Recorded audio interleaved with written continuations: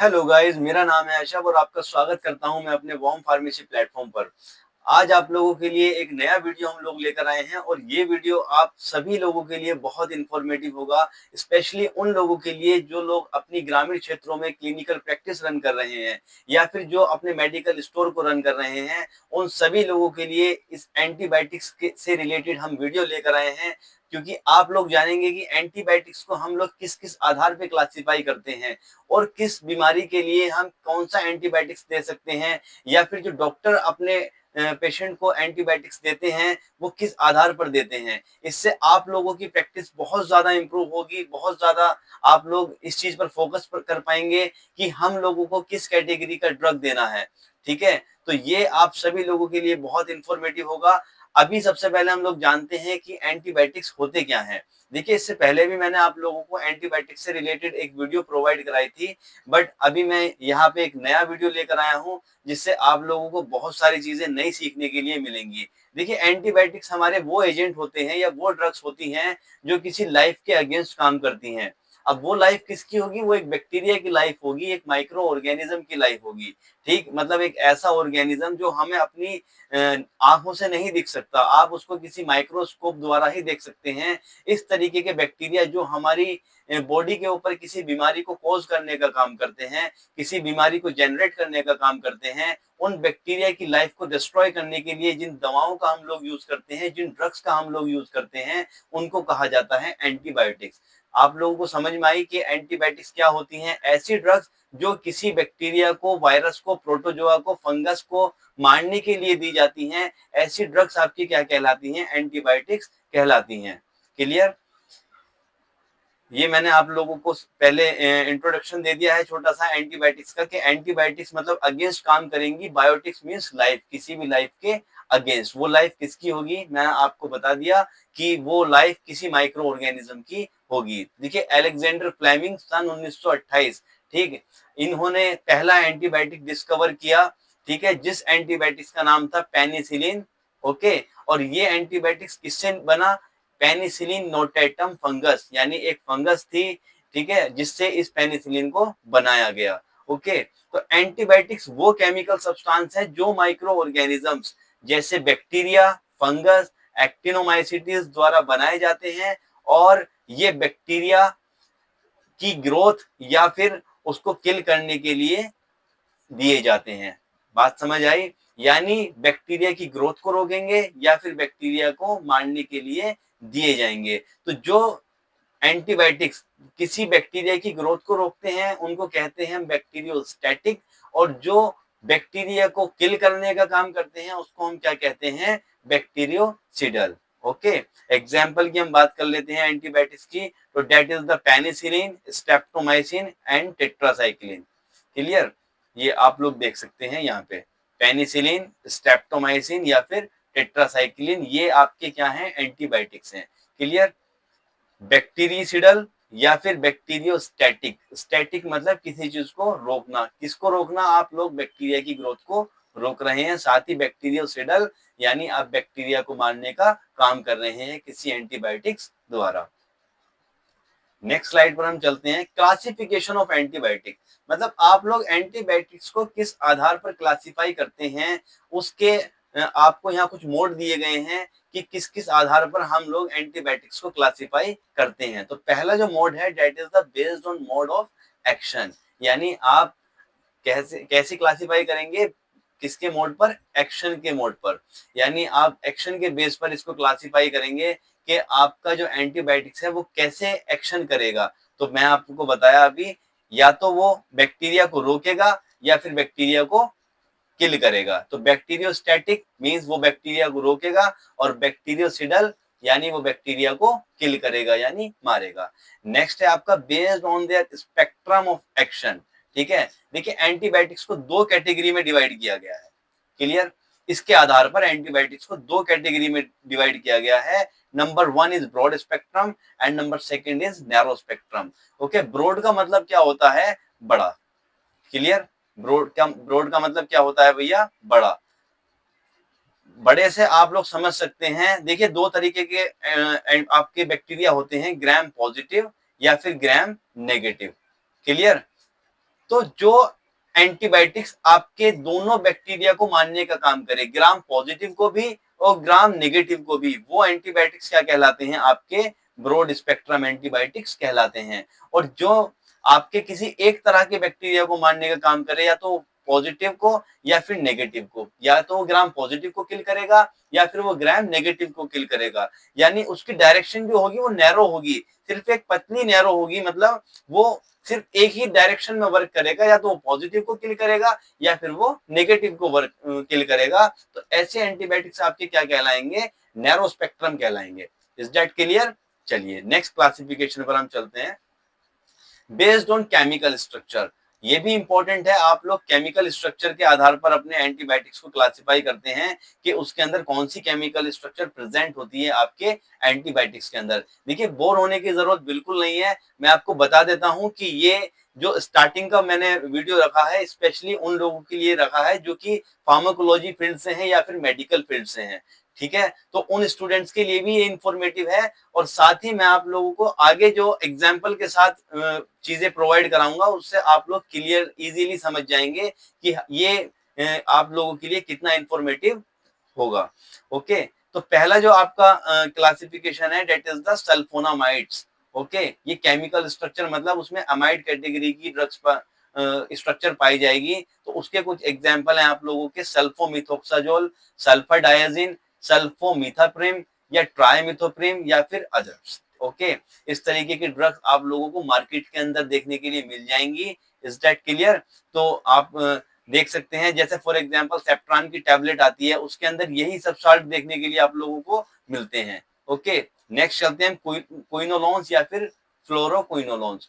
इस तरह की जो ड्रग्स हैं आपकी: nalidixic acid first generation, okay, enoxacin, norfloxacin, ciprofloxacin या फिर ऑफ्लॉक्सासिन एंड लिवोफ्लॉक्सासिन। जो ऑक्सासिन वाली ड्रग्स हैं, ये क्या है? आपकी क्विनोलोन्स या फिर फ्लोरोक्विनोलोन्स आपकी ये ड्रग्स कहलाती हैं। नेक्स्ट हम चलते हैं बीटा लैक्टम। ओके, यानी इसके अंदर एक एंजाइम पाया जाता है, that is the beta lactamase.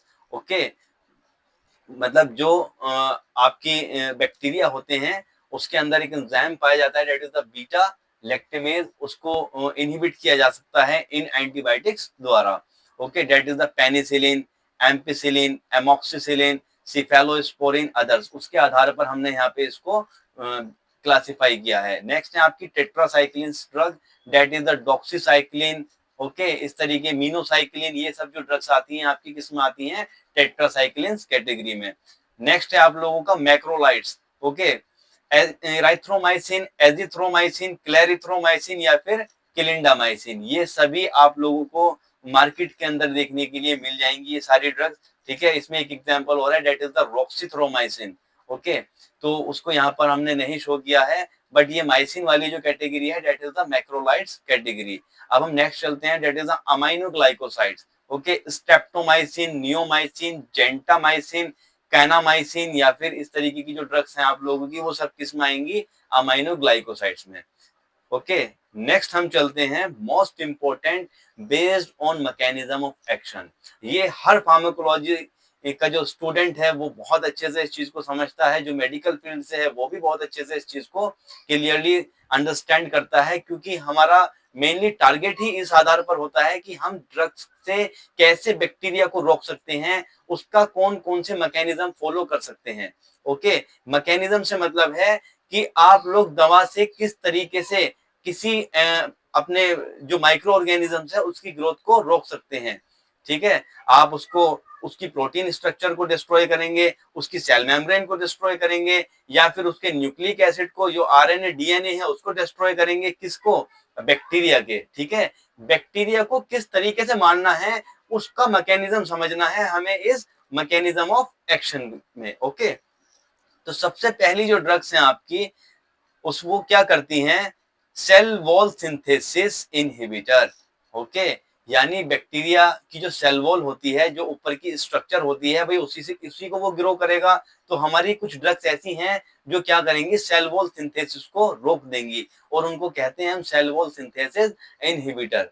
ठीक है, तो इसमें आती है हमारी beta lactam drugs. Okay, that is the penicillin, cephalosporin, carbapenems या मोनोबैक्टम्स। ओके, और या फिर वैनकोमाइसिन एंड बेसिट्रेसिन। इनका काम ही ये है जो सेल वॉल की सिंथेसिस होती है उसको रोक देती हैं, और इस वजह से आपका बैक्टीरिया क्या हो जाता है, उसकी ग्रोथ रुक जाती है या फिर वो डिस्ट्रॉय हो जाता है।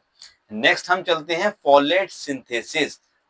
समझिए, किसी बैक्टीरिया को ग्रो करने के लिए फॉलेट मतलब उसको फॉलिक एसिड की जरूरत होगी, ठीक है, एक आयरन की जरूरत होगी। अगर हम बैक्टीरिया को आयरन ही ना दें या उसको बनने से रोक दें, ठीक, इट मींस कि उसके बैक्टीरिया की ग्रोथ रुक जाएगी। सिंपल हमने क्या किया कि पावा, एक यहाँ पे स्ट्रक्चर मतलब एक साइकिल चलती है, PABA means para amino benzoic acid, ये बनता है DHFA एंड THFA, ठीक है। अगर हमने पावा को ही यहाँ से आगे साइकिल नहीं चलने दी, विच मीन्स कि वो आगे साइकिल चलेगी ही नहीं और आपका बैक्टीरिया यहीं पर रुक जाएगा, उसकी ग्रोथ आगे बढ़ेगी नहीं। तो हम क्या करेंगे, फॉलेट सिंथेसिस होने से रोक देंगे, और उसकी जो ड्रग्स हैं डेट इज द सल्फोनामाइड या फिर ट्राइमेथोप्रेम, ठीक है। इस तरीके की दवाएं देके हम बैक्टीरिया की ग्रोथ को रोक सकते हैं।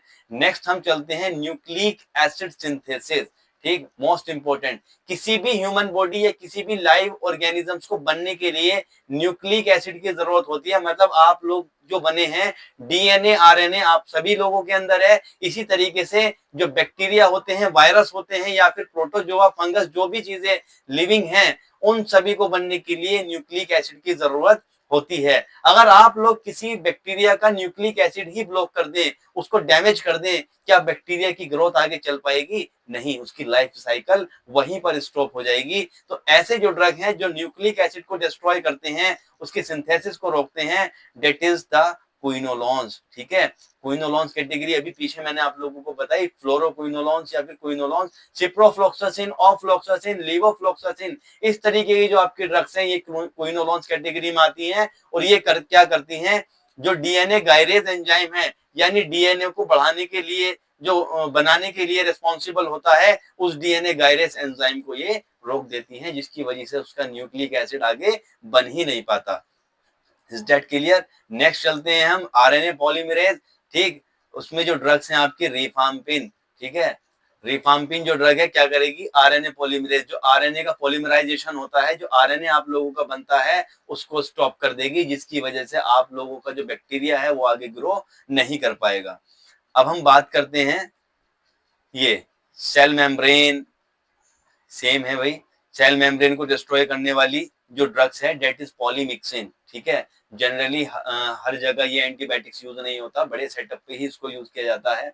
Is that clear? पॉलीमिक्सिन बहुत कॉस्टली है पॉलीमिक्सिन, इसलिए इसको जो बड़ी सर्जरी होती है उसके अंदर इसका मोस्टली यूज किया जाता है। 50S एंड 30S ये क्या है भाई, प्रोटीन्स की सब यूनिट्स हैं, ओके। यानी ऐसी ड्रग्स, ऐसी आपकी एंटीबायोटिक्स जो 50S वाले जो सब यूनिट है उसको रोकती हैं।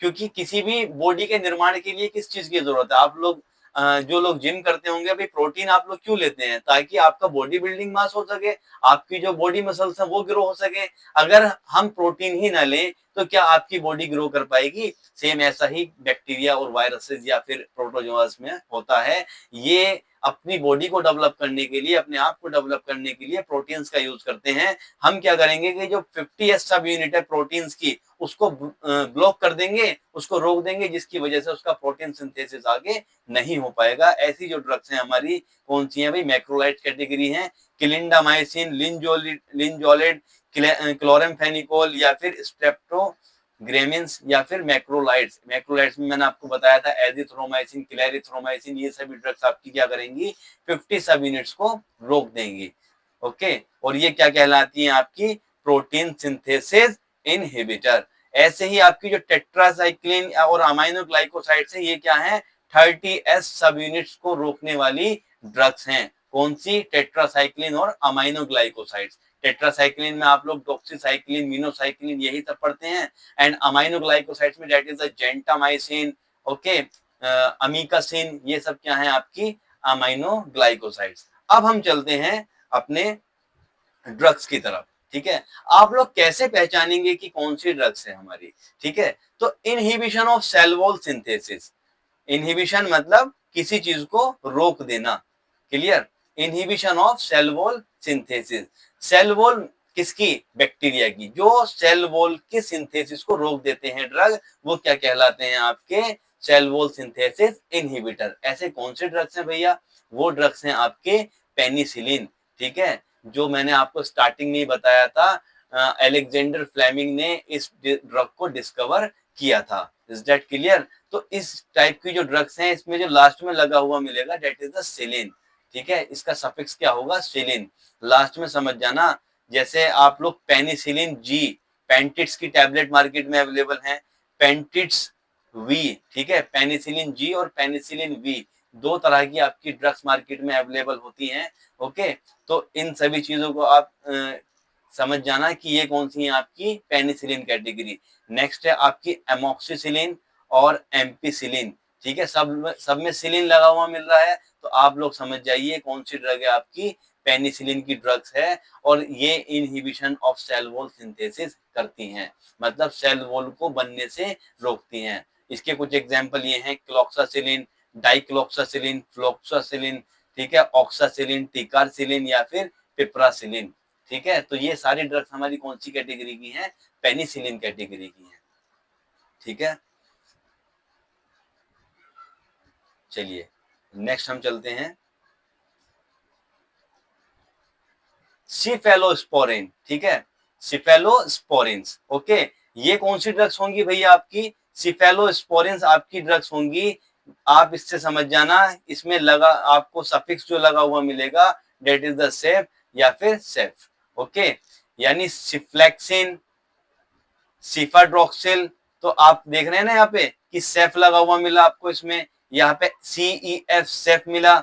ओके, ये भी CEF एंड ये भी CEF।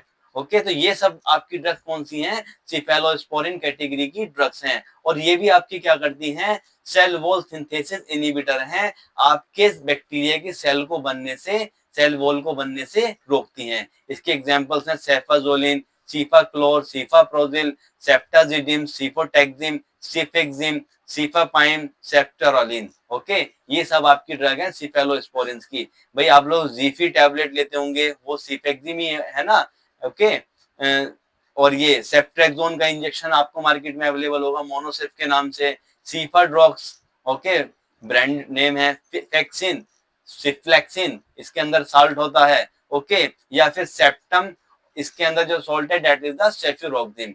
तो ये सभी आप लोगों की ड्रग्स हैं जो क्या करती हैं? सेल वॉल को बनने से रोकती हैं।